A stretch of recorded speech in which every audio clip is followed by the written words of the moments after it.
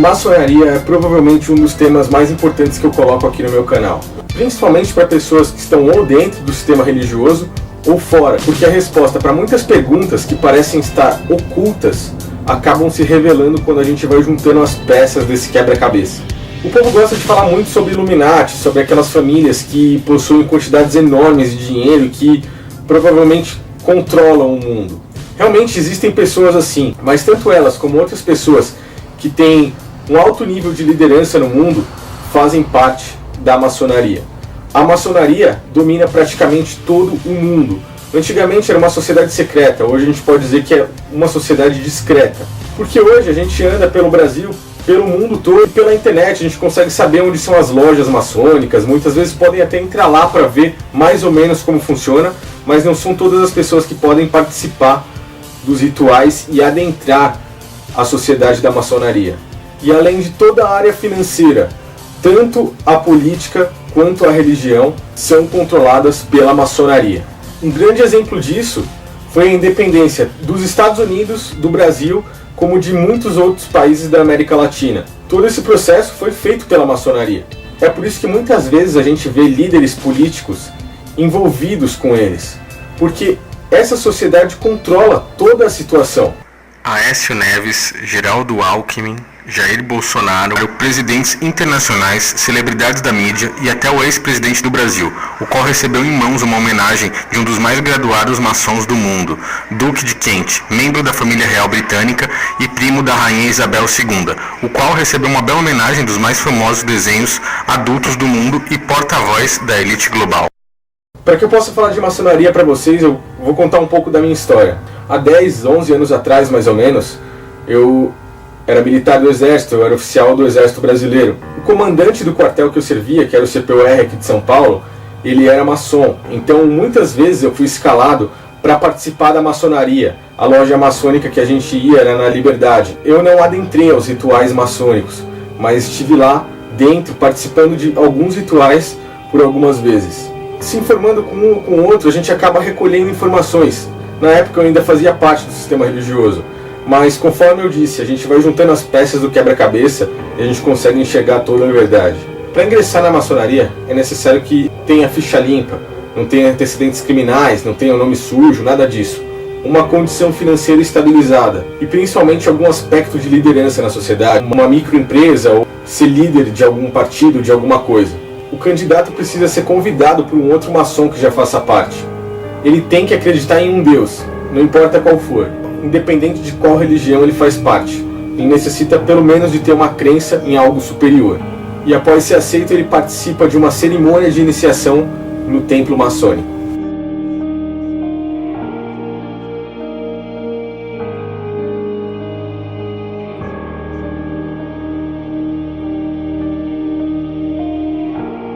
Eu por diversas vezes fui convidado a participar e adentrar a maçonaria. Nunca aceitei, principalmente porque na época eu tinha uma crença religiosa diferente. Hoje eu estou liberto de tanto da religião e quanto da maçonaria. Então eu resolvi fazer um vídeo para passar para vocês algumas informações que eu reuni ao longo desse tempo. Porque assim como eu tirei delas várias respostas, eu espero que sirva para você também e que possa te ajudar em algo na sua vida.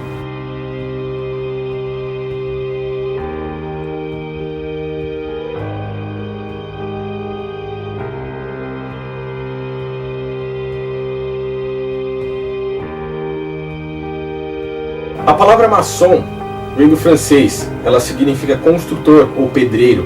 É por isso que dentro da maçonaria eles usam aqueles aventais, e o símbolo principal deles é um esquadro e um compasso.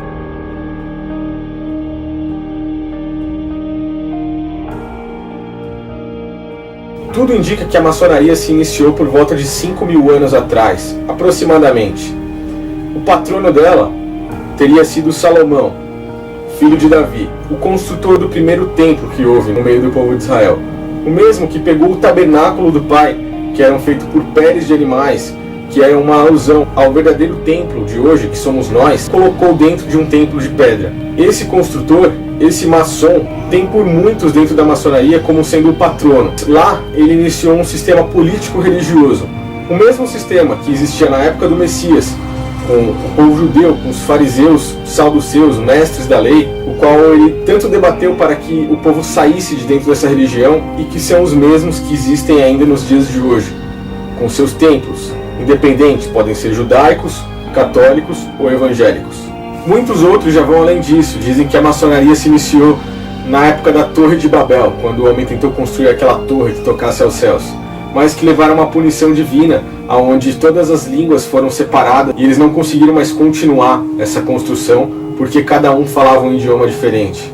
De qualquer forma, tanto por Salomão quanto pela Torre de Babel, a gente já pode ver um início obscuro por trás dessa sociedade. Da mesma forma que Salomão foi politeísta, ele tinha vários deuses, ele adorava tanto o Criador quanto muitos outros deuses, os maçons também são politeístas. Eles adoram um Deus, o qual chamam de grande arquiteto do universo. A sigla seria GADU, G-A-D-U, cujo símbolo é representado por um olho dentro de um delta ou uma pirâmide, e cujo nome dentro da maçonaria é conhecido como Jabulon.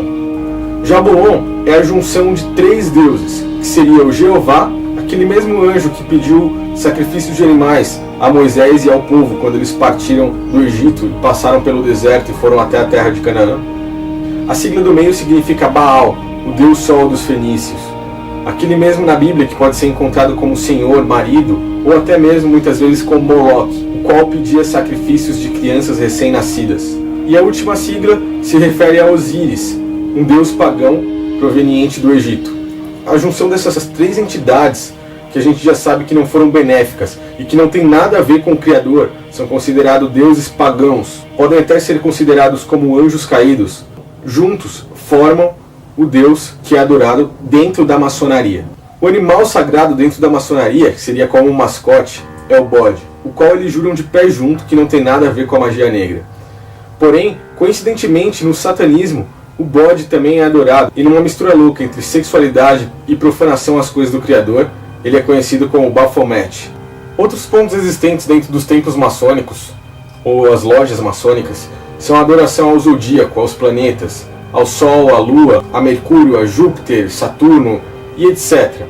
Nós podemos reconhecer que o ambiente é deles quando estão presentes essas coisas, ou quando temos muitos detalhes em xadrez, a cor preta e a cor branca, principalmente pisos ou paredes, pois isso significa para eles a dualidade, a junção entre o bem e o mal, a luz e as trevas, o branco e o preto. Senhas, toques, sinais, gestos, são tudo características para que os membros possam se identificar. É necessário que esses membros estejam sempre passando mensagens para mostrar que eles estão participativos nessa sociedade. É por isso que a gente vê muitos atores, pastores, cantores, mostrando símbolos ou detalhes de maçonaria, para mostrar que eles estão envolvidos e estão ali, prontos para qualquer necessidade e prontos para que eles possam ser usados para qualquer coisa.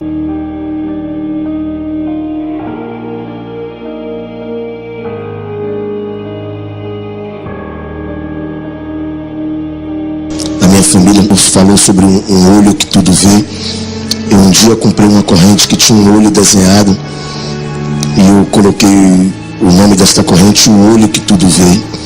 Ossos e crânios humanos também são usados no ritual de iniciação dos maçons.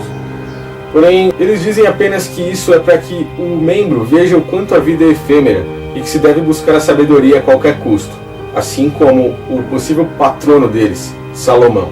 E um aspecto bem interessante é que os maçons são considerados, e eles mesmos se autodenominam, os filhos da viúva. Bem diferente do ensinamento do Messias, que nos ensinou que nós seríamos os filhos da noiva. Os filhos da noiva aguardam ansiosamente pelo marido, que seria, no caso, o próprio Messias, em uma linguagem figurativa. A viúva não possui marido, mas por que os filhos da viúva? Isso fica bem claro a respeito dos maçons, desde a época dos fariseus, dos saduceus, dos mestres da lei, dos sacerdotes e príncipes do templo, porque desde ali eles rejeitaram o próprio Messias. Eles não têm ele como mestre e nem suas palavras como ensinamentos. Eles apenas adoram a Jabulon, ou o grande arquiteto do universo. Agora nós podemos entender claramente a frase que ele se virou aos próprios maçons, aos fariseus, aos sacerdotes e príncipes do templo e disse: Vocês nunca leram isto nas Escrituras? A pedra que os construtores rejeitaram tornou-se a pedra angular. Isso vem do Senhor e é algo maravilhoso para nós. Portanto, eu lhes digo que o reino de Deus será tirado de vocês e será dado a um povo que dê os frutos do reino. E além do próprio Messias ter dito isso com a sua própria boca, os apóstolos também se referiram em muitas cartas, como por exemplo Pedro, no livro de Atos, disse: ele é a pedra que foi rejeitada por vós, os construtores, os maçons, o qual foi posta por pedra angular, a pedra de esquina. Então, sabendo essas informações, fica mais fácil de entender a ligação entre o Messias e o sistema religioso templocentrista que existe tanto hoje no Brasil, no mundo, quanto naquela época, independente seja católico ou evangélico, como eu já disse em outros vídeos. É basicamente a mesma coisa, a religião evangélica saiu de dentro da católica. Tudo isso levando em conta que o Criador jamais pediu para Davi ou para Salomão pegarem aquele tabernáculo, que era uma figura, o verdadeiro templo, que somos nós no dia de hoje, e colocar dentro de um templo de pedra. Por isso a briga é tão grande entre Cristo, o Messias e os fariseus. Por isso o véu foi rasgado e as pedras do templo se fenderam. Por isso os apóstolos cansaram de repetir que o Criador não habita em templos feitos por mãos de homens. Por isso o Messias olhava para o templo e dizia: não sobrará pedra sobre pedra, quando os apóstolos admiravam a estrutura do templo. E por isso ele olhou para todos aqueles maçons e disse: eis que eu sou maior que o templo. Isso, para eles, é considerado um ataque. O próprio nome deles diz: os construtores, os que usam o esquadro e o compasso, e os que dominam praticamente o mundo todo. Então, sabendo quais são os ensinamentos do Messias e qual a relação entre eles e os construtores, a gente pode ver que as religiões católica, evangélica e judaica têm muito mais a ver com esses construtores do que com os ensinamentos do Messias. Por isso eles estão sempre na contramão dos ensinamentos. Vou dar um exemplo. Os maçons são extremamente hierárquicos. O Messias coloca todos os homens em um mesmo patamar, são todos irmãos. E ele é o bom pastor.